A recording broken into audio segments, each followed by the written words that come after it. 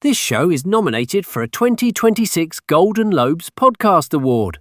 Get in!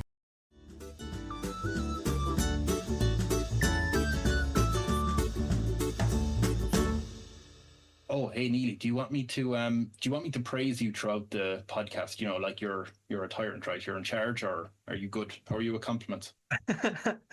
Is this a real question? Is this the start of the? Bit of both. Are you asking me conversationally to check throughout the podcast? Yeah. I'm good with praise, but I will say I don't wish to go mad with power. So I'm good with praise, but I would like to make sure that this is genuine benevolent dictatorship. In the podcast, I'm more like a voice inside your head who's just a sycophant. Okay. So yeah. if you want me to, that can be the sort of something. thing. I mean, I might be cautious to avoid such things and to say, okay, well, this is that voice, but maybe this isn't always the voice you listen to. You don't listen to Kevin's voice. Yeah. I just won't listen to you. Right. I hear that so often. Okay. Hello and welcome to the Tyrant Training Show. It's an improv comedy podcast where the guests live out their power fantasies. I'm Kevin Ryan. I'm the host, and every week I sit down with a new guest to find out exactly what kind of absolute ruler they'd be if they were given control of their own country. Today's guest is very good in college. We went to college. That lunchtime show really hit its stride in the second season. We back when we worked together on things that were objectively worse than the things we work on now. They seemed so important back then. I'm joined by one half of the I screwed that up. I can't believe the most important part. I'm joined by one half of the Leftist Cooks, a YouTube channel with long form essays on political science, arts, culture, stuff like that. Neely, am I right in saying that? Yeah. It's about leftist politics and society and stuff. Yeah. I know you never would do this, so this is a bit of a flippant question. But you know the way you have plenty of subscribers, right? 100,000, that's great. Have you ever thought, and if we lent so far right, we'd have 20 million assholes following us. The workload would be so easy, and you get a free injection of cash from dark money. It's fantastic. It just comes in the post automatically. You can never be sure if it's from Putin or that nice financier on the island. But it just comes in the post straight away. Yeah, you get a huge cash injection, or from some fracking people or something like that. Yeah, no, we've never thought that, and not just for moral reasons, but also because it's very hard to pivot. And the thing that YouTube does, it really rewards consistency, which means if you're doing something that suddenly becomes unpopular, you're absolutely buggered. But provided you're doing something that has some longevity, which is impossible to predict in and of itself, if you continue to do that as that thing grows and develops, then you'll be fine. But if you try to pivot, it's incredibly difficult, and that's why people have second channels and things like that, and they just start over because it's actually easier, because no subscriber is better than dead subscribers, or like subscribers that won't watch your stuff or who don't even realize they're subscribed or whatever. You're better off being new. At least you were when we started out. It also changes all the time. But hard right pivot. You know what you can do, though, is a conspiratorial left diagonalist pivot, right? You can do a pivot to sort of like, leftists who are not even leftists so much, but like people who describe themselves as leftists, who are like anti-Semitic and conspiratorial and like really like paranoid, and you can make like really lazy aggro work that speaks to our worst nature. But to go full right wing in the sort of MAGA, neo-fascist kind of sense, I don't think we could even do that. Would you ever debate? That's a big thing, isn't it? You ever go like, Alex Jones, debate me? That'll get views. Oh, yeah. Or like there's so many, YouTubers and Twitch streamers just outside of our circles for whom that's very much the thing. Yeah. Some of whom made that very pivot that I'm referring to. Some of whom made strange pivots during the genocide in Gaza. Making pivots to sort of pro-Israel kind of material.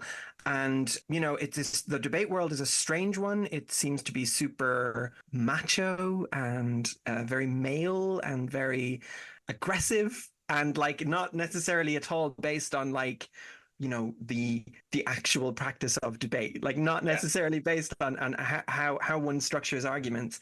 I find the whole thing absolutely terrifying. I'm sure I would lose in all of the above, even if I really believed what I was saying. I should ask, do you want to, before we get into this, do you want to plug your YouTube channel or social media or anything else coming up? Oh, that's really good of you. Yeah, I mean, by the time this comes out, probably we'll still be working on our upcoming video. So I'm going to use the fully no spoilers tactic. It's just a new Cooks video coming out shortly that we're very excited about. That, like, what I can say is Sarah and I have worked in real close proximity. Fans of the channel will know that there tends to sometimes be like a very Sarah video and then a very Neely video and then a very Sarah video, but this is one of those classic, like, fully, combined powers kind of things, and it's very exciting. It's part of the reason it's been so bloody hard to work on, but it's also going to be a thing of beauty, and I'm dead proud of it already. But I can't say what it's about. I'm just really excited. And for people who are totally new to it, we're the Leftist Cooks, and it's bread tube type stuff, but in the new mold. Whether you already listened to the Leftist Cooks or if you're new, definitely check it out. Although, what I'm going to do now is I'm going to play some out of context quotes from your interview. We haven't done it yet. Okay. A bit of editing magic. I'm going to play. That's great. Good trickery. All right, see how I do that? I'm going to play some out of context quotes from your interview because, like any politician, I would like you to justify them. So I'm going to play them now. Hello, it's me, and I brought a banana. Politics can be fun with a nice chair and an intimidating desk for me to sort of hop around on. I think that there is a kind of dignity in, authentic, sincere tyranny. Oh, for heaven's sake, they just don't get it. Did you want Gordon Brown, mumbling something about James Corden and cats? I don't want to hurt anyone, but I'm okay with standing in the burned remains of what was once our home, holding the last two sticks, that are our meager possessions, and we'd be like, I told you we should have moved to Limerick. Oh, for heaven's sake! I mean, I want to have a completely non-violent society. We don't even have a police force. Did you want Ronald Reagan up here, on a horse, whispering, "You're my favorite wrestler. This is as good as it gets"? They do say that we're really up our own holes. The question I have to ask you is, what was going through your head when you said those quotes? Well, like I say, I don't want to go mad with power, and I don't want to listen to, yes men and sycophants. I'm really genuinely trying to save the world here. And I think we need it right now. Yeah. So my question for you is, why are you trying to assassinate my character? You sound like Galadriel when she thought about taking the ring.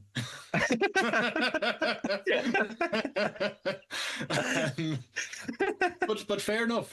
Actually, I'm going to point out as well, even though me and Celine are engaged and happy and all that, I am looking for yes women. I would love just at least one yes woman in my life, because everyone always says about yes men, but right, yes, and no women. No, and no women. But yeah, where's the don't forget about the yes women. We get into the podcast. Okay, so what I have to do is I have to set you up a country, because I think might be a minority viewpoint here, but I think taking over a country is bad. So I'm going to set you up an island. Right, we're going to magic that into existence. To help you out, I'm going to show you a map of the world. Here we are. This is a question about weather. What sort of weather do you want? Are you for the hot or cold? I do like a nice temperate climate, because as much as the cold can get on my bones, I'm Irish and I burn easily. Yeah. And I don't take good care of my skin in the sun, and it's a liability. But also, all of this is subject to change right now, as we've been told many times. So there's kind of nowhere good to pick. I think probably, Northern Hemisphere. Yeah. And not too close to the equator, like Ireland. Would you stay near Ireland? Would I stay near Ireland? I mean, I probably would. Maybe. Okay. No. Look, let's do Scandinavia. Right up in between the UK and yeah, that would be ideal. Yeah. Because I'd like to have access to English-speaking people out of convenience, but also Dutch, Danish, and Scandinavian people, because they know how to run a good train. And they also speaking. I thought you were going to say I'd like to speak to English speaking. I'd like to be near English speaking people and also Great Britain. Like, but that was the joke. Was going that way. Very good. Yeah, you're right. All of those people also speak better English than the English. Yeah, I put it right there in the middle, in between all of them. Yeah, that's amazing. Yes, I love that location. So with that location, now I always give a round number. You'll have plenty of room on the island, but is 10 million people fine as a population? Or is that too many? Or too? You seem terrified. It's just. I mean, look, it's a big responsibility, but we can deal. Yeah. Okay. 10 million. You don't have to get to know them personally. Like you can. You don't have to know them all by name. 10 million. I know, but I'm very hands-on. You know, I don't like to leave things to other people. No, but okay, we'll go with 10 million. Yeah. That's why you're a tyrant. Okay, so I'm going to put that island there where it'll live forever. Have you any idea what sort of name you're going to give your island? Gosh, yeah, I think we could just name the island Cork.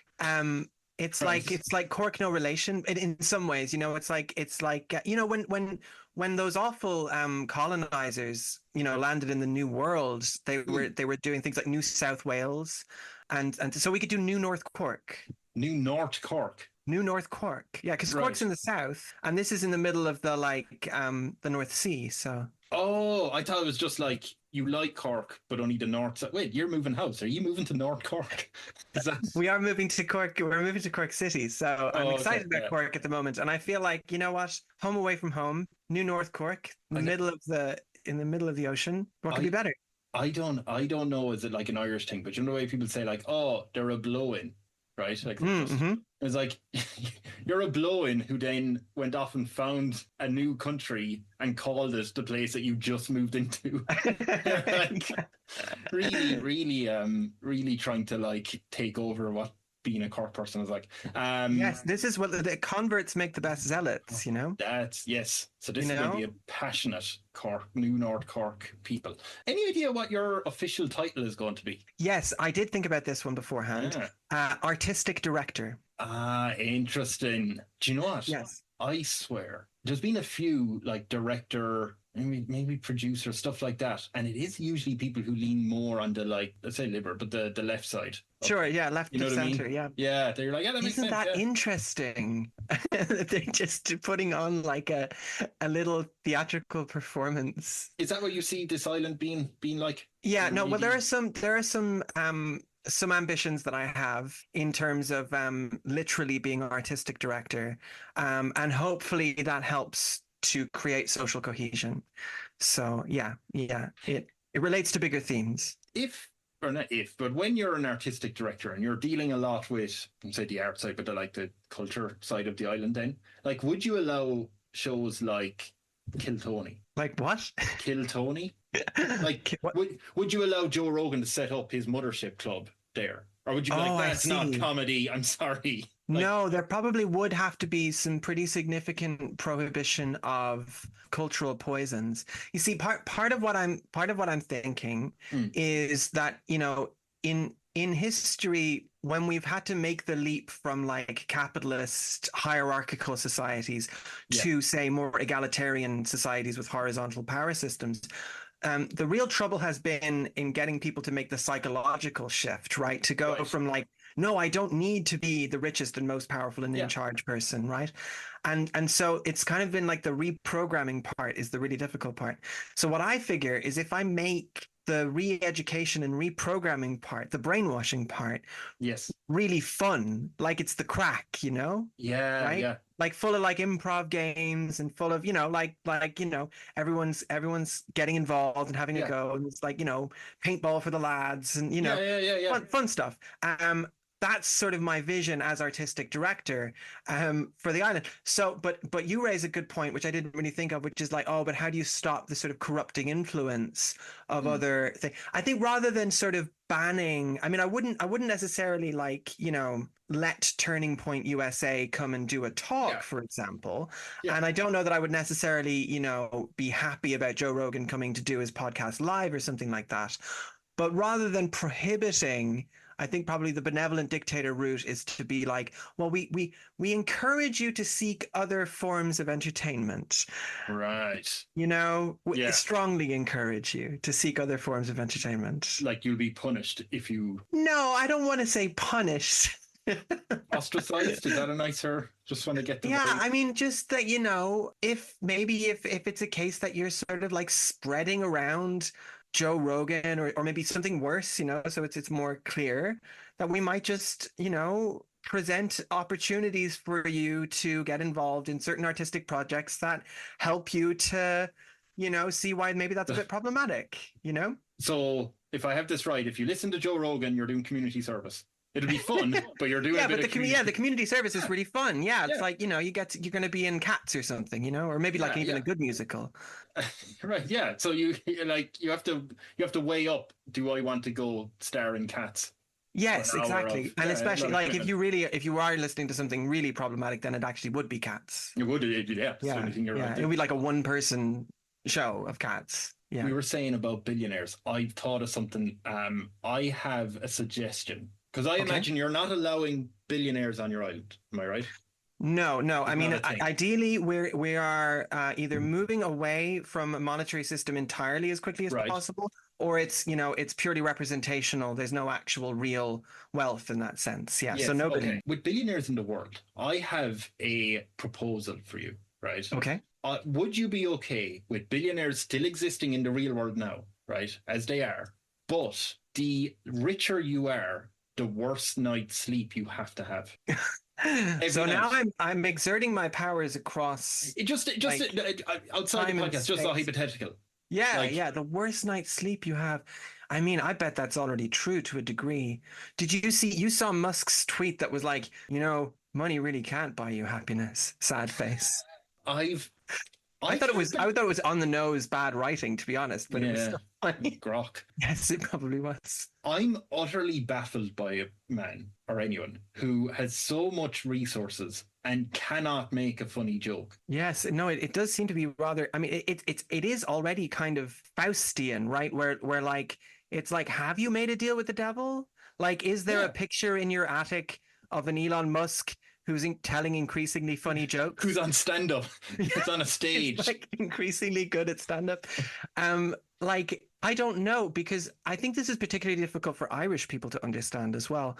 Because, you and I both know, like, we could have a bad week, and then we're standing in the burned remains of what was once our home, holding the last two sticks, that are our meager possessions, and we'd be like, I told you we should have moved to Limerick. Like, we'd have a line to go, to go out on, but it feels like a bad week for Musk is just a bad week. There's no he has nothing to punchline, offer. Yeah, I mean, yeah, poor. I mean, poor guy. I know there's so poor man. I know there was so many times where you're like, well, he should never be listened to by anyone again. But Jesus, the reveal that he was emailing Epstein on Christmas morning.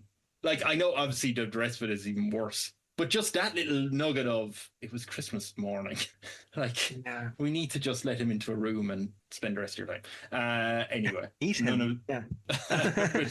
In your house, artistic director, rather, what sort of house do you want to live in? Well, I think I would like to have everyone have a lovely, beautiful place. It's an expression of them.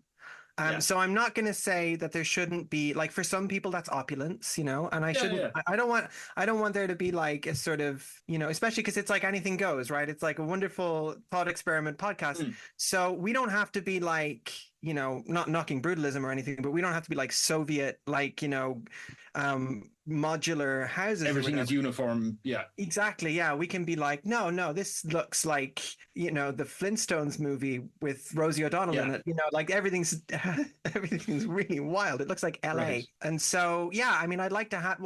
In fact, why not? Yeah, like a lovely, strange Frank Lloyd Wright Pueblo Deco thing, with but at the same time, not too much. Not too much. The same as everyone else's lovely Frank Lloyd Wright Pueblo Deco thing, and then a nice bath, and a quiet room for studying and contemplating and playing the piano.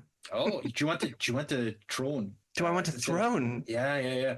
No, I don't think so. No, a nice chair. Where if I need to intimidate people, I'll be very nice, but I can have a room with a nice chair, maybe something more like, say, Kang at the end of Loki season 1, just a really good room Oh, with a nice chair and an intimidating desk for me to sort of hop around on and do sort of unexpected things that are surprisingly intimidating. right. All while I'm just delivering a very beautiful monologue about how we can all improve. Do you want a long walkway in from the door? Because I feel like that's intimidating, right? That's got to help. You want an anteroom, right? Was that what they're called? Where you have it's just a place. It's just a place between doors. Yeah. Yeah. So you have the long hall, and then you go through a set of doors, but then you're just in a room with just doors. Yeah, they're cut up and then there. you just wait there, and they're waiting there. I'm doing Wordle, Quordle, Octordle in the other place. I'm doing all of the every New York Times games, but not the New York Times because it's my utopia. Yeah. So we've got a lot of people working on Wordle type games for everyone because this is fun. Right. But we're not monetarily supporting the New York Times. And anyway, I'm doing all of those in the room. I'm just pissing about, and then they come in and they're very intimidated because they've had to wait for 7 minutes. Yeah. Okay, we'll do that. You were the only person, I believe, and I've done more than 100 episodes of these, who started a sentence with, "Well, when I need to intimidate someone." So just keep in mind. I don't want to hurt anyone. This is going to be the things you clip. I don't want to hurt anyone. But I'm okay with getting in their heads a little bit because I suppose that's the only kind of power I'm comfortable with is sort of like mental torture, realizing one's own power. Yes, sort of psychological power. Right, yes, yeah. Which no harm. No harm. Just mental wounding is yes. Yeah. I have 3 more questions for you before I get to your approval rating. Okay. First thing is, this is kind of you have 2 choices for this, right? Either way, you have 10 million citizens who knew what they were getting into. For the everyday kind of boring part of running a country, right? Just the little things that you don't have time to be dealing with. Do you want to allow your citizens to vote for 100 senators and they'll be in a Senate? You have ultimate say anyway, right? So they can't do anything to ruin your country. Or would you say to your citizens, look, don't worry, I'll pick however many 10 people from my inner council, they'll deal with it. Are you allowing any voting or no voting? So ideally, the People's Republic of New North Cork would be as horizontal as possible. So actually, it would probably be like a painful amount of having to vote on things, and as much much people power as possible. But I suppose at a certain point, there does need to be such a thing as a civil service and sort of public servants to take some of that decision-making load away from me and away from the 10 million people. So I don't know. 100 probably would be enough for a small island of 10 million people, but I would rather a rapidly cycled, multiple hundreds of people, who don't have to do it full time. Right. Again, It's fun. It's artistic direction. Politics can be fun. I'm just in charge of this little bit over here, and it's not my full-time job because I'm also looking after the kids over here and the kids over here thing, and so everybody can kind of multiple gig and dabble a little bit in politics. I would encourage people to dabble a little bit in public service, Get involved. Yeah. Exactly. Yes. At the same time, I wouldn't want people to this is where it starts to get problematic, but it needs to be perfect, and we have to not vote our way out of the system that is perfect. Yeah. So we have to a lot of checks and balances to make sure that ultimately it's still my vision. So if you see, now we voted whatever. I'm after finishing one of the trilogies, the Star Wars one. So I'm going to say Chief Chancellor Nigel Farage. Would you be like, wait, something's gone wrong there? Just I might have to be, right? I might have to have embargo power. Over certain people. Not, and again, it's I don't want to punish anyone or whatever. But let's say, for example, it was somebody who was opposed to the whole having to do community service by appearing in cats thing, right?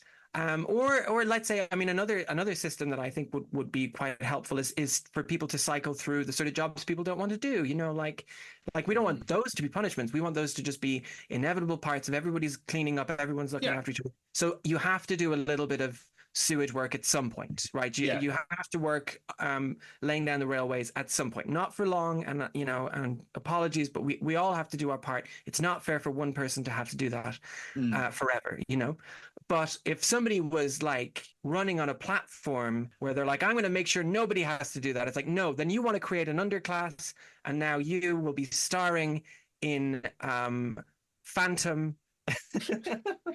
Right. In both main roles, singing to yourself, like because we just can't have that, Mr. Farage. Okay. So you'll allow voting as long as they vote correctly. That's fine. You know how stereotyping... You got me with your mind nuggets. That's what I call them. I've 6 of them. You know how stereotyping is wrong, right? Yes. But it's fun to do on this podcast. So what I have to ask you is, your new North Cork citizens, what is a positive stereotype that the rest of the world says about them? Oh, this is such an interesting question. It's going to have like a dark side in a moment. Yeah, I'm also kind of where there is no real positive stereotype. Like, there kind of is for sure. But, like, what is it? Model minority and like noble savage and all that stuff. Yeah, like I get that, but for the purpose of being silly. Yeah. Yeah, I think that probably given the geography and given the nature of that, I mean, like the whole thing is close to like, like I just read the other day that the least stressful cities in the world list came out, right? And like 4 of them are in the Netherlands. Like it's like Eindhoven and like like a bunch of them are in the Netherlands. I read it because Dublin was number 2 most stressful. Oh, I thought you said least stressful. I was like, hold on a minute. No. Ooh. Yeah, no. Dublin was second only to New York in terms of being like the most stressful city in the world. Yeah, which is not that surprising. Yeah. So anyway, I think to answer your question, that given the geography and given the nature of the governance, probably the reputation would be that they're all a bit silly, they're all a bit mad, and very, they've got an almost cringe and wacky sense of humor, as is the stereotype around that sort of like Northern European type thing. Yes. So people are like, yes, no, it's great fun to bump into the North Cork people. They are very like, hello, it's me, and I brought a banana.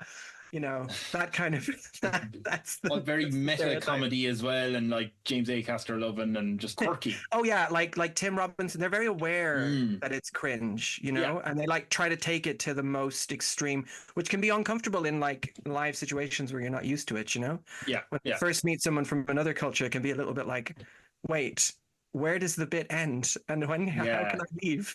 Much like this podcast. The other side of it, though, is what negative stereotype do people have about your country's citizens? Well, look, I think they're just being haters, and it's a very enviable economic kind of situation that we have going, but they do say that we're really up our own holes, like we're really. Intellectual snobs, and just kind of like,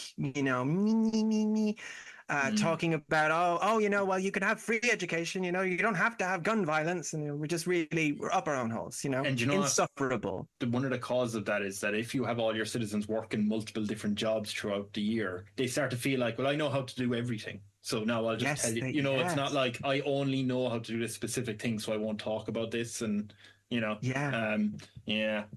a bit up their own hole. What I'm going to do is, normally what I used to do before is I would just make up a very high number and say, that's your approval rating, Tyrant, well done. What I've decided to do is leave it in the hands of some RPG dice. So I have a D100 dice. Okay. I always hope that the approval rating is high, because I'm on board, I'm a fan. But whatever it is, it's going to dictate my further questions, okay? Okay. I think you're doing a bang-up job, by the way. I think so too. So your approval rating is 20%. I saw your micro expression. Yeah. What was it? That wasn't micro. That was 20%. Oh, for heaven's sake. They just don't get it. They don't. Well, you did call them arseholes, stuck-up arseholes. That's right. But, yeah, it can get better, okay? That's good these days. That's good. Yeah, amazingly. Mark Carney's like 17% or something, and everyone's like, "Wow, that's unheard of." Wait, Everyone else is Mark Carney in Canada is one of the like more popular leaders. Everyone else is like dragging like minus. I don't know what Trump's like minus 30 or something like that. Gee. Yeah, 20 isn't bad. 20's okay. I've worked real hard for this. I tried to make it fun. Love the program, Yeah. But don't worry, right? We'll get through these and we'll check again for your approval rating. With the random number generator. I'll do a thing where if the answers are good, I will say we'll take the next high number. It can't go down. I see. Okay, if these answers are not convincing me, I'll leave it up to chance. I see how people are seduced by yes men. Right. I have to ask you first of all, because of your 20%, do you have security? Oh, for heaven's sake. I mean, I want to have a completely non-violent society. We don't even have a police force. Civil servants, or what do they call the Gardaí, aren't technically a police force. Yeah, sure. Okay. Yeah, like I'll have like a bloody guard. A guard in the plural sense. I don't know. Yeah, but look, just there's not supposed to be any weaponry on the island at all. They don't have weapons. They're physically intimidating, or they like their hands are. Yeah, weapons? I mean, okay, they've got like we've all got pepper spray. Okay, we've got pepper spray. Maybe like a couple of them have tasers. You don't know which ones. It's all very careful. It gets cycled around. Yes. We're really careful. Everyone's very well trained. Right. But nothing more than that. Pepper spray and tasers, random tasers. Yes. Is your I'd say Royal Guard. I know it's not a royal. That's not what it's called. Yeah, it's like a Royal Guard. Yeah, it's like it's an anarcho guard. Oh, what are they wearing? Are they wearing like I'm going to sound stupid. The big hats when the. Oh yeah. Okay. Well, again, I mean, like, I guess we'd have to have some sort of uniform. I'm going to be pretty anti-uniform generally, but in the sense of feeling like you're part of a thing. Then let's just say they're dressed like the cats from Cats. Jeez. Did you recently watch Cats again? No, I don't know why I didn't expect it to be a theme, but maybe it might be. It could eventually that could be kind of intimidating, It could be, it's the Andrew Lloyd Webber thing again. This is like a state. This is serious state stuff happening, because it's a fun country. If I saw someone dressed up like James Corden in Cats, I would be terrified about who their bodyguard, right? They're all exactly like James Corden in Cats. They've got those like body jumbling suits from a Scanner Darkly, but they're set to James Corden in Cats, and with the uncanny tummy and everything. Can I have to ask this. I'm asking you and also any listener who's a fan of you and Sarah's channel. Have you ever got any like fan art? Yes. Yeah, we have. Beautiful stuff, yeah. Could someone please, who's listening, just genuinely, could someone please rustle up a quick artistic portrait of James Corden and Cats guarding the lives of Neely and Sarah? That'd be fantastic. Do with that what you will, and I will send you my address. Oh, wow. The places we've gone. Jeez. We have so many questions to get through. Okay. Look, every political leader deals with this, right? That 20%, that came to be because of some political scandal. Now, keep in mind, this is a light entertainment podcast, but what political scandal were you involved in that you're quirky, oddball, a little bit stuck-up citizenry weren't happy with? I wonder what that would be for me. I'd love to think that I could resist the temptations that come with power. And I really want this to work, but I could imagine myself like doing something, dodging my own community service. That's what it would have been. I could imagine myself really not feeling like I wanted to be in, let's say, we'll pick a different Andrew Lloyd Webber. Yeah. Really not wanting to be Mary Magdalene in Jesus Christ Superstar, and just going like, I'm gonna flood the numbers, and people will be like, "Are you kidding me? I had to do it. Study for months. I was voice training. Oh my God. And you just fucking, that's probably what would happen. Yeah, okay, that's horrible. Those people worked for months on those stages, those set designs and everything. And I just couldn't be fucked. You just couldn't be bothered. Who are you scapegoating for this? Oh, yeah. I could put it down to an administrative error. So you're blaming an administrator. I have to blame it on I'm going to blame it on Chancellor Farage. I didn't know he was allowed into the country. So now he was the chancellor. No, he would. You know, he. I mean, I believe what happened with him was that he ended up having to star in a one-man show of Phantom. Yeah. Oh, yes. Playing both parts. Yeah. Yeah. And there's some real high notes in that one. He got average really reviews, gotta know what you're amazingly. doing. So, but I mean, he was still, he was elected. I'm but a public servant. Oh, okay. Yes.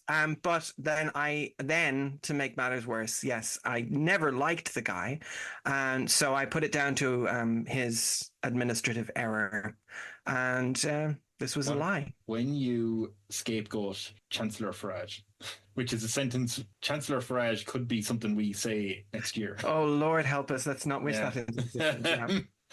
Like when you go announcing that, when your people, when your staff or whatever go out saying, "Listen, it wasn't the artistic director, it was old Farage." I mean, what are you going to do? How are you going to hold him accountable for his mess up? Yes, especially considering I've already done the worst thing that exists in our society. The one man versions of the Webbers, that's about as bad as it gets, actually. Yeah. So at this point, yeah, I mean, what's worse than that? Just doing it again? I mean, I'm going to seek public apology, but also I'm trying to be clever here, that it's like, what he did was just an administrative error, and it's a very forgiving society. But what I did was much worse. So he just has to give a public apology. I'm not trying to hurt anyone. No harm. You're probably just delighted that they bought that bullshit. So exactly, you're not trying. You're just like, oh, we got away with it, right? We'll move along. Don't worry. Yeah, don't focus on that. I tell you what, I'm going to roll your approval rating again. Okay. And because that's a good answer, I'm going to say you can only go up high, right?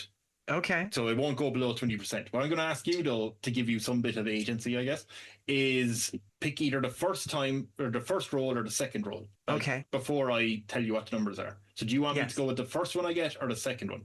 Okay. I want you to go with I want you to go with the second one. So the first one was a 26. Okay. The second one was an 84. So your approval rating is up to 84%. Wow. Well, you see, because ultimately no hard feelings. It wasn't really, we had a lot to be grateful for, and we're all in this together. And a lot of them were like, I knew we couldn't have trusted that bastard. I knew it was him. Even when I blame Neely, I knew it was him. Yeah, well, he just has a bad vibe about him, Farage. Okay. Yeah. And this is how democracy dies. With Farage delivering both sides of Phantom. Forever and ever. When it's your birthday, how should people now celebrate you, since they are crazy about the artistic director? Oh, okay. So the way on Hobbits' birthdays, they give presents to everyone else. Yes.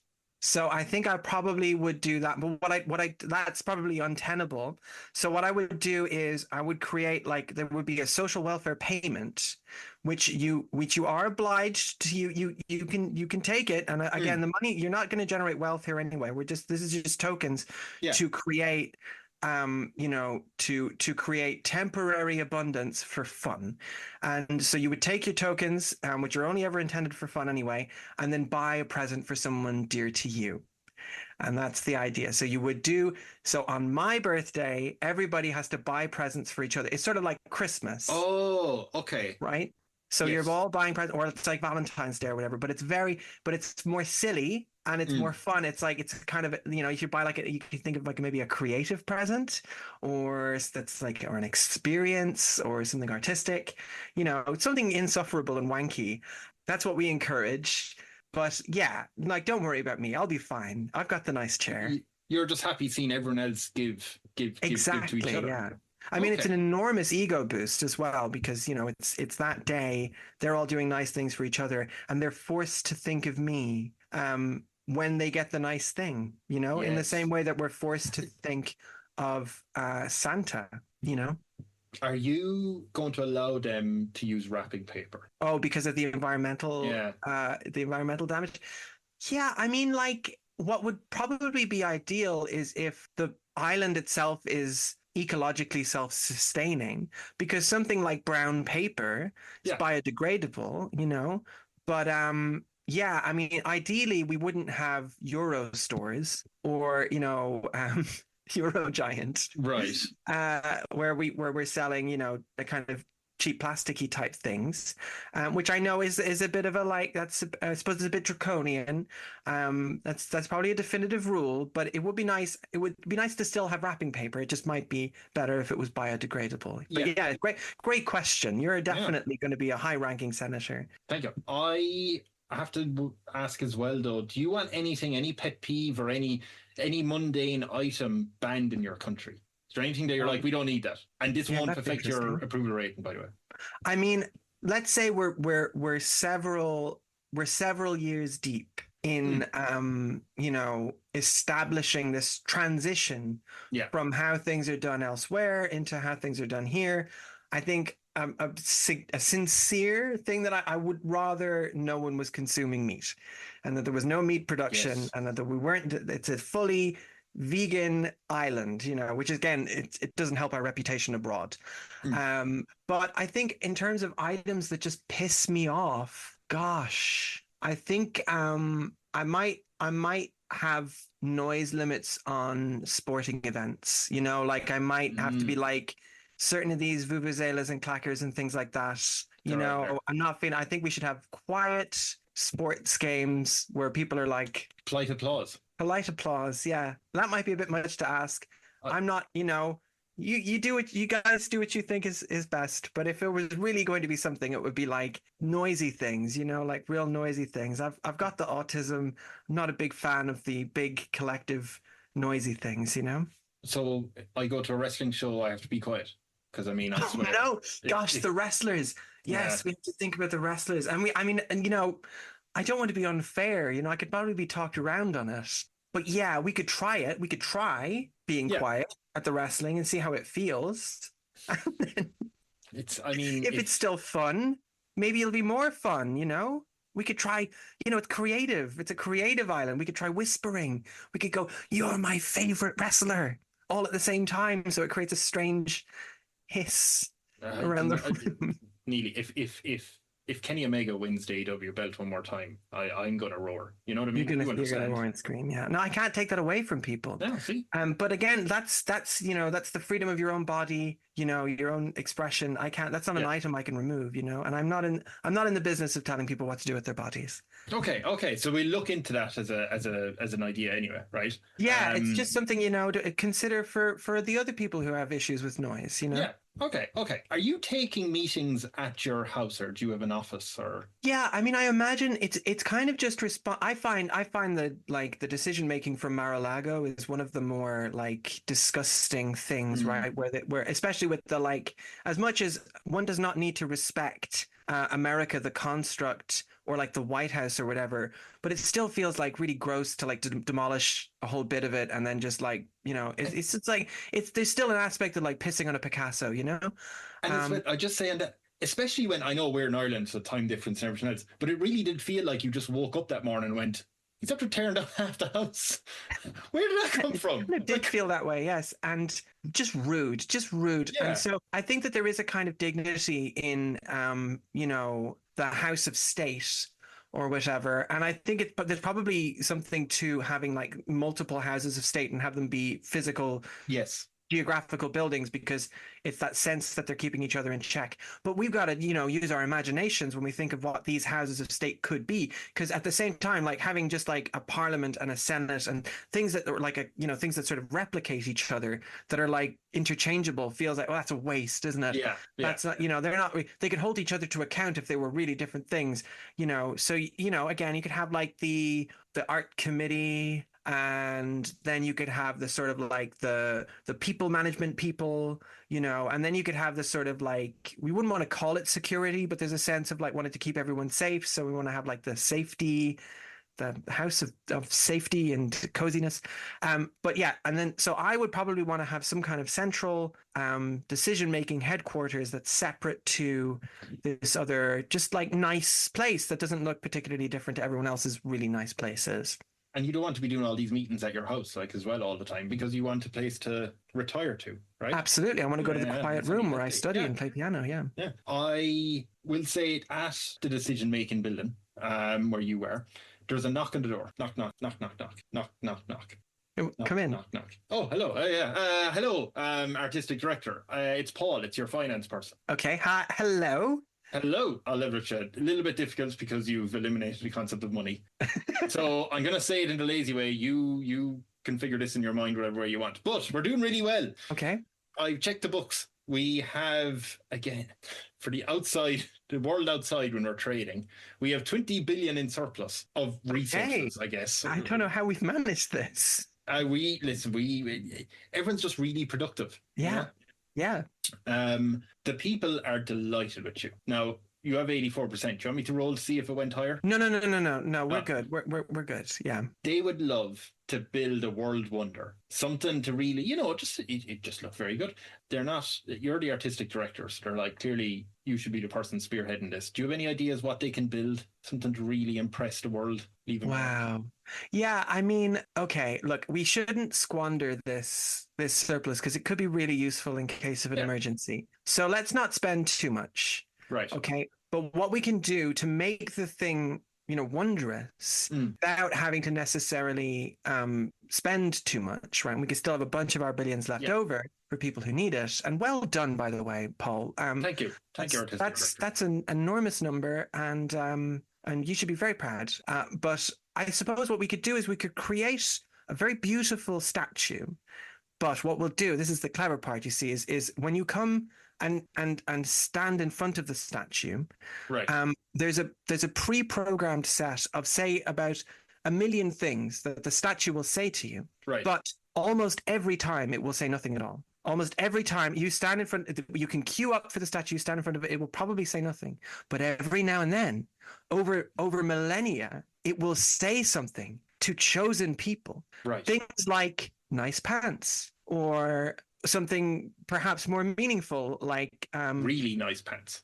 Really nice pants. Really good job on the pants there. Yeah. Or, all we're really doing in this world is finding ways to help others to love themselves. And or things that I don't know what else. Sometimes it'll just be like, haha, and a fart noise. Yeah, and then you'll go like, oh my God, it did the thing. But it's a wonder, maybe not of the world, but it's a wonder because you wonder if you'll be the person that it says something to. So yeah. Okay, so we'll build this giant statue of you that says random shit to random people, like Statue of Liberty, a big massive one, right? We want. Okay, yeah, and it could be. Crosses of roads. I suppose. Yeah. Like I said it needed to be beautiful, so yeah. What are we making out of gold or? No, that seems wasteful. Statue of you. I think. I mean, the great thing about gold is that it's shiny, but I think we could sort of find a shiny permanent alloy, like chrome, or something, but not too gaudy. Or maybe we could even go let's go the Soviet route with this one. Let's just make it like kind of rustic and Bronze. So it's intentionally meant to age. Or can't be the classic. You could just go with marble, like real big marble statue. They got some of those big ones. Isn't the Christ overlooking Rio? That's that could be marble. That's marble, isn't it? It's just in my mind's eye that would make sense. Like that. Yeah, right. So something like that, quite big and made of marble, and then it speaks, and maybe it's got glowing eyes, like red beaming eyes, like glowing eyes, like fiery, terrifying eyes. Right. And when you look upon them, you realize how small and insignificant you are. But then it speaks to you, and you feel as if that insignificance is itself insignificant. Okay, so if someone stands in front of it and it's a giant marble statue of you with glowing red eyes, and then the statue says, "You look like a David." What are they like? To somebody named Stephanie, yes. Yeah. What am I meant? What is Stephanie meant to get out from that? It's terrifying. Oh yeah, I suppose it's Yeah, your own it's a interpretation. thinker. Yeah. It's like maybe not literally, Yeah. but it's a thinker. Okay, we'll get on that, right? Paul is going to run out the door to do that. Well, thank you for everything. Thank you very much, artistic director. That's great. So you want a giant statue of yourself. That's fine. How are you handling criticism of your rule? Because Farage just won't shut the fuck up. He never does. See, on the one hand, clearly things are coming together because 84% approval rating, budget surplus. We're building a giant statue. Everyone's having a lot of fun. Weber has given us a deal on multiple rights at once. So, the theaters are packed out. Yeah. And there's lots of new shows, by the way, too. That's going great, because you want to create new things. But at the same time, it's like, do people really get it? That's what hurts, is like thinking that there's all of this creativity and sincerity that's gone into my rule. I've given so much of myself. I feel like it's very authentically, it's authentic dictatorship, It's authentic, sincere tyranny. And I just feel like people don't get it when they're critical. It's like, did you want Ronald Reagan up here, on a horse saying random conservative things? Who did you want Gordon Brown, mumbling something about the GDP? This is as good as it gets. Leadership is complicated and it's difficult. It's 10 million, close to 11 million now. It's difficult. So it just back off, just fuck off. Your approval rating went up 64. It went up 64%. And there's people, your guards are looking at you going, she's losing her fucking shit over people. They are not appreciating me. Like, what do you want? It's gotten under my skin. I don't know. I'm possibly, it's like dictator for life. Yeah. But is it life? Is it still life? Like maybe it's time for me to move on to something else, Oh, you're all okay. And geez, I better get to the next question before you do that, because there's a knock on your door again. Several months have passed, or years. Knock. Okay. Come in. Oh, hello. It's never locked. Paul always knocks, so it's a polite thing. Is that polite or is it annoying? What are we talking about?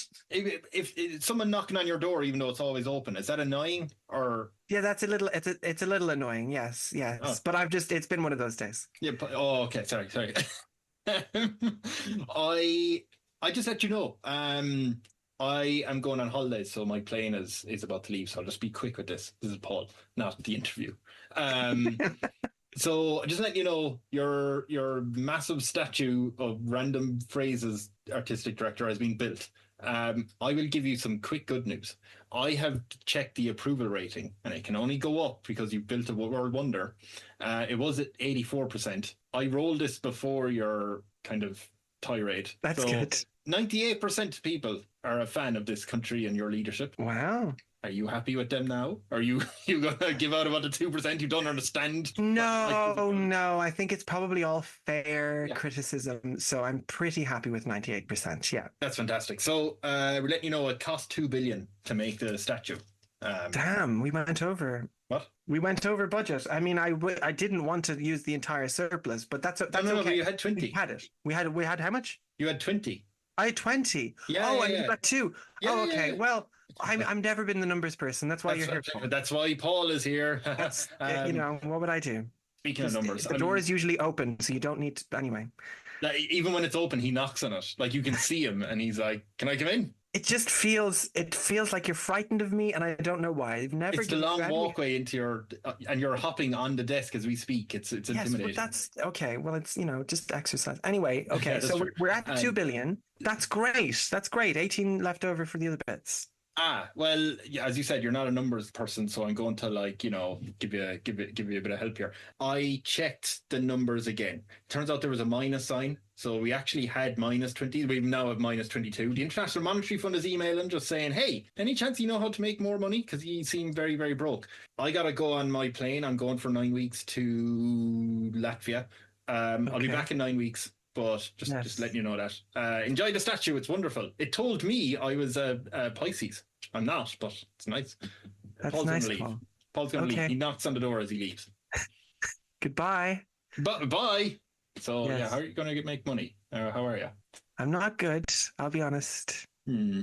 It's a bit of a blow. I mean, it makes more sense now that I think about it, because we Yeah. were just spending money, weren't we? Yeah. It was in a circular economy, so we weren't. I don't think he exported anything in your lives. No, Nothing we didn't. going out of the No. country. Yeah. Okay, so here's what we're going to do. Yes. We're going to go on tour. We're going to go on a fundraiser tour with all of our best material. We've been working on this for years now. Timber, steel, coal. No. We're going to go material on tour, mostly theater.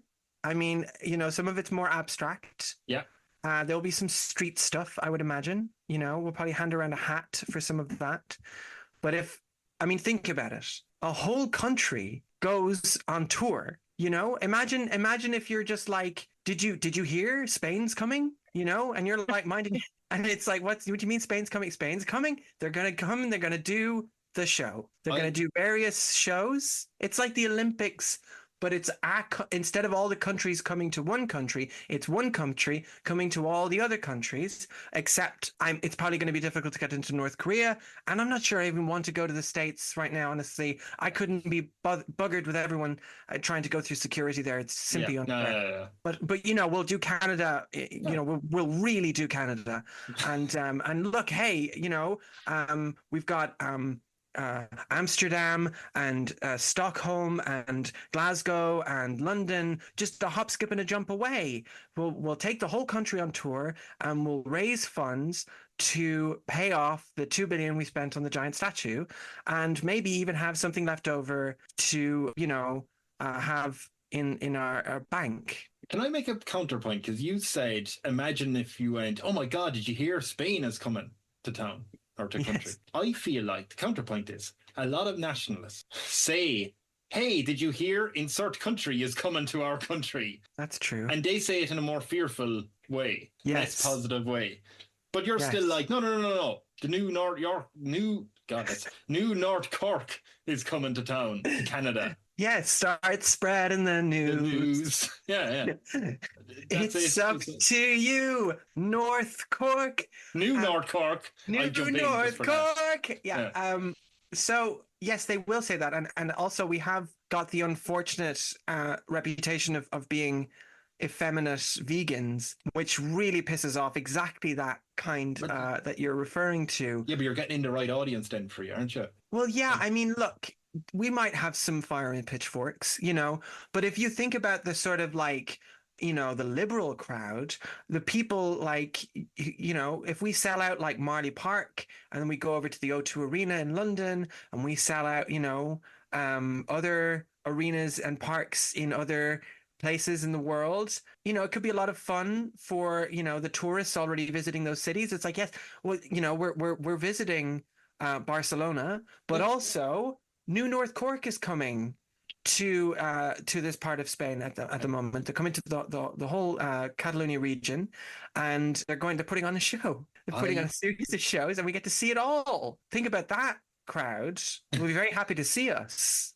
That's two kinds of tourism at once. And I hate to even think of uttering this sentence. I didn't think I'd be saying this ever, but in a situation like this, Farage is going to come in handy. Because he's already proven he can do a pretty average one-man show, 2 parts. So, like, if you get him out around, it's not going to be a negative. He's the opener for the whole country. Opener. Yeah. You see the lights go up, and you've got "Sing Once Again with Me," and he's also doing the other side. Yeah. It's actually gorgeous.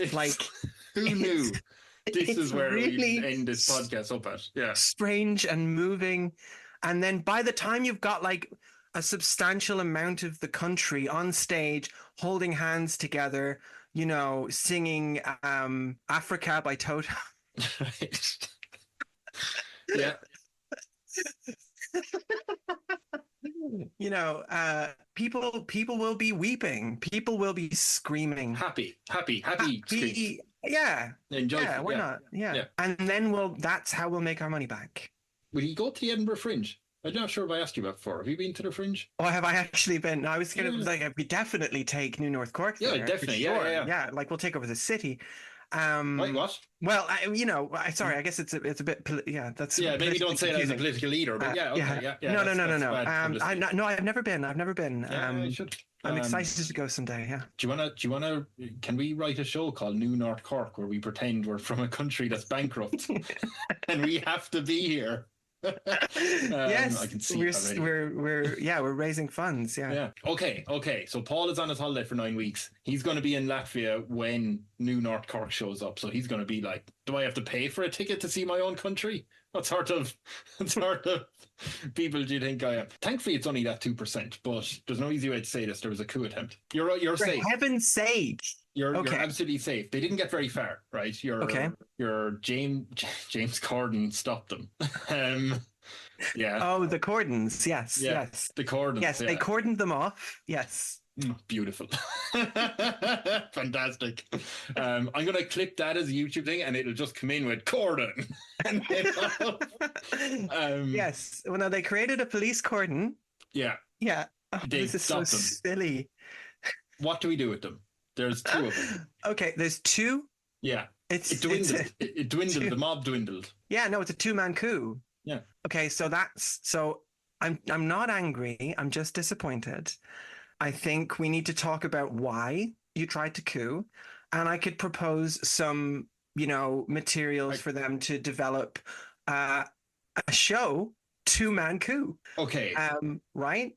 So what we do is, are you going to speak to the leader? Yeah. No, I think we could sit down together, and propose ways that they could express this, this frustration or whatever the feeling is that inspired them to try to murder me and take over the country in more healthy and productive ways, So, I mean, let's do it. Yeah, the leader is called Bob. Bob is going to sit down.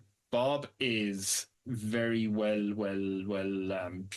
jawed, well put together. He has a nice beard, nice hair. I see.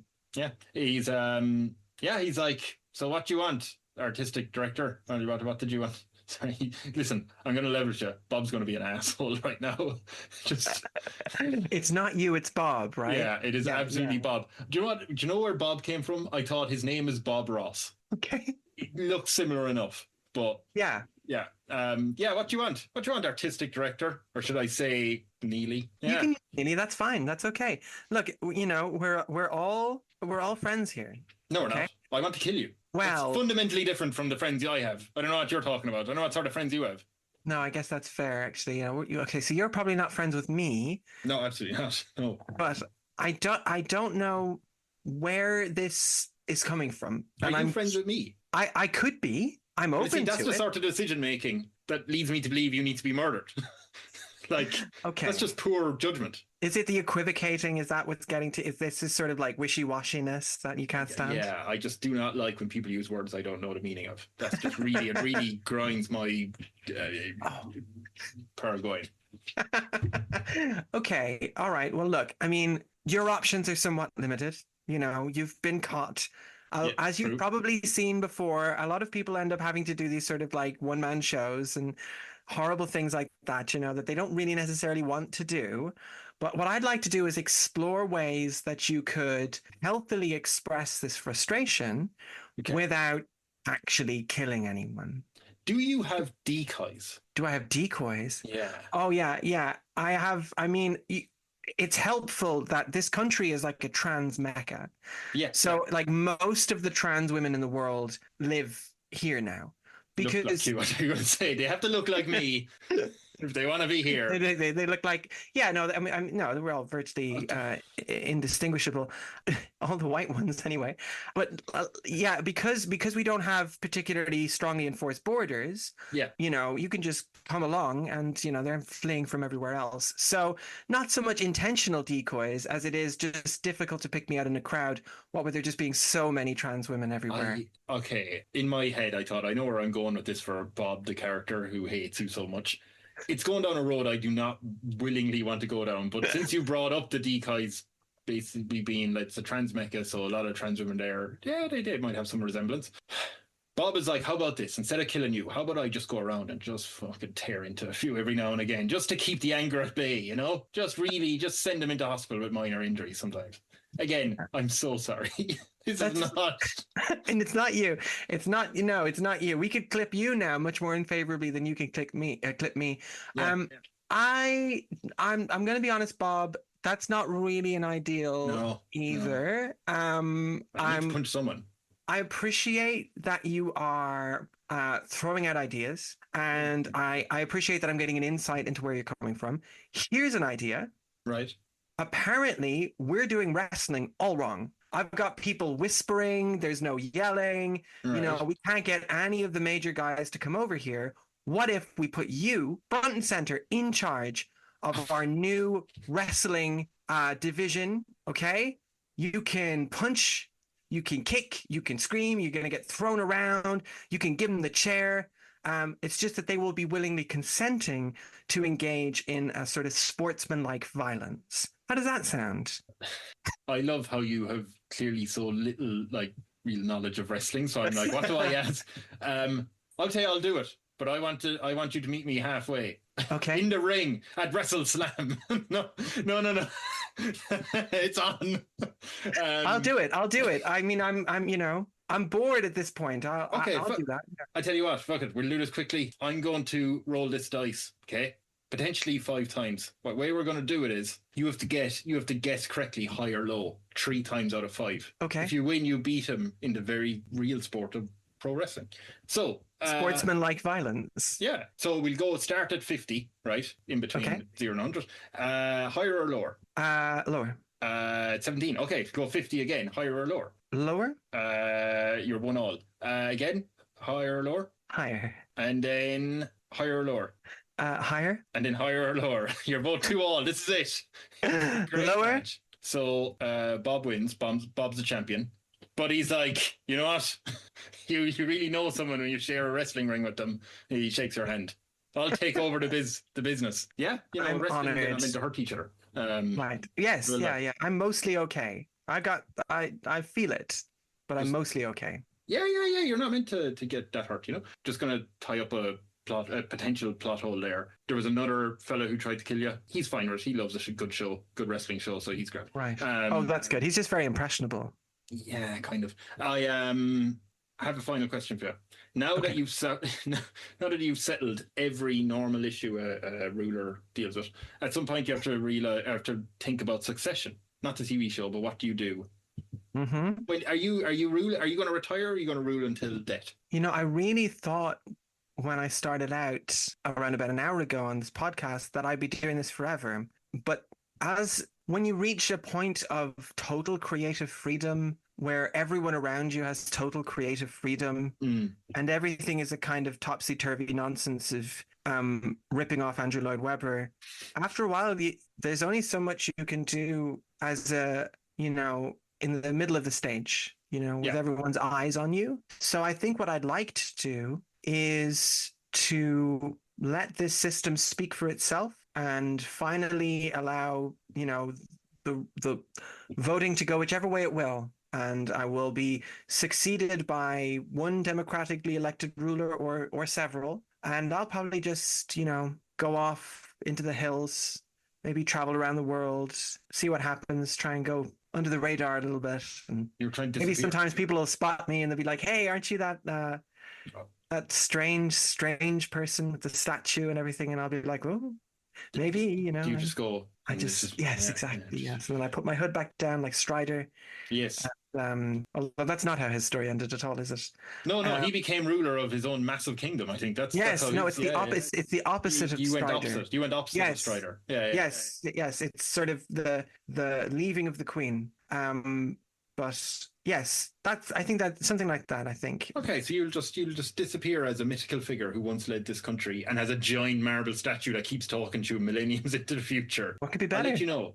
Naturally, and this makes total sense, because you, as a leader of your own country, you partook in a wrestling match, very, very highly rated one.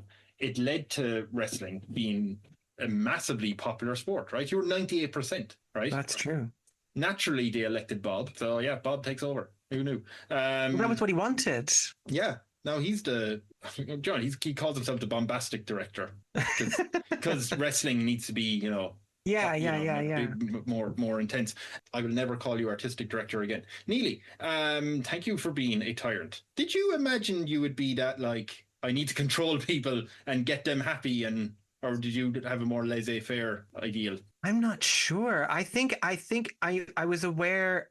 I'm very aware of the anxieties of like trying to have a system that works and is fair and is nice and is a nice society to occupy. But like, I'm like, I don't know what it would do to my head. I think I would freak out like this. I'd be like, I want everyone to be happy and I don't want to be in charge of anyone, but also you're all doing it all wrong. Yeah, we're going to have to, yeah. Just like how I am when I'm directing. You definitely didn't think you'd have James Corden guarding your body 24/7. That was a new one on me, although the pun was right there, which is really fun. just beautiful work. Thank you very much, Johnny. I'd say again that you have potentially, when this is out, you'll either have a new video up on YouTube or coming up in the next few months. But everyone should check out the Leftist Cooks on YouTube as well. Don't you have a Patreon? We do have a Patreon as well. Yes. That's where we perform and then we hand around the hat. This is like, no wonder that this is the only way I could think of making money. And we're like, what if we perform and then we'll just ask people to give us money for the performance? Yes. So we do have a Patreon. Patreon.com/The Leftist Cooks, and we're also on Ko-fi. But just make sure you check out the videos and get a lot out of them, because it is free education first, and it's like free insight into the world first. And then if you do have a couple bob and you really value what we're doing, why not help us out? Great. And I have to ask, just as the sign off, lovely outro. Your statue, if I stood up to it and waited patiently and would not leave the queue until it said something, what would it say? Any words of wisdom? It would say, blocking the queue is against the spirit of the statue.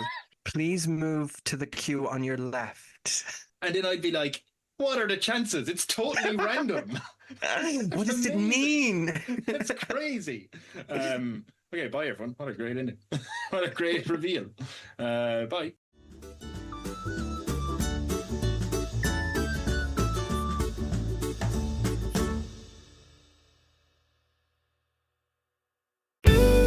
This podcast is part of Podomedy, the UK's podcast comedy network.